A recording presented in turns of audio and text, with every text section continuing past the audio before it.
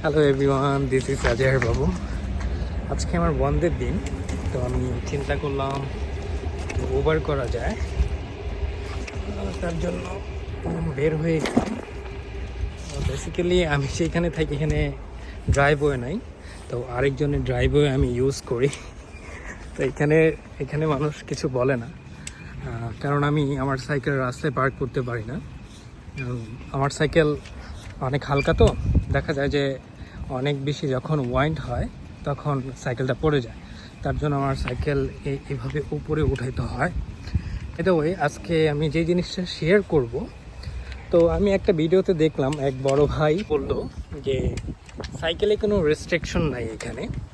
কথাটা কথাটা একেবারেই ভুল না, কিছুটা কারেকশন করা দরকার। এখানে আপনি এসে হয়তো চিন্তা করবেন যে আমি ওভার করব, সাইকেল কিনে ওভার করতে পারবো।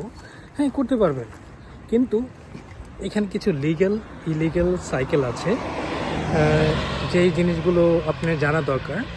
দেখা যায় যে কিছু সাইকেল আছে যার স্পিড আপনার পার কিলোমিটার হয়তো 40 বা 45 উপরে চলে যায়, এখানে ইলিগ্যাল।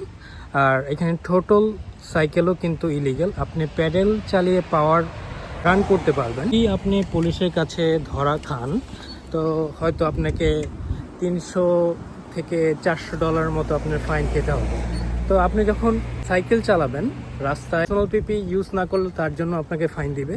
তো এই জিনিসগুলোর ক্ষেত্রে একটু সতর্ক থাকতে হয়। আরেকটা জিনিস হলো, আপনি সাইকেল কিনলে সাইকেলের লকও আপনাকে ব্যবহার করতে হবে। এটা মনে প্রশ্ন আসতে পারে যে এই দেশে অস্ট্রেলিয়াতে চোর কই থেকে আসবে। হ্যাঁ, এখানে চোর তো আছেই, কম বেশি সব জায়গাতেই আছে, কারণ গরিব থাকবেই। তো এখানে দেখা যায় যে যারা এডিক্টেড তাদেরকে বলা হয় জাঙ্কি।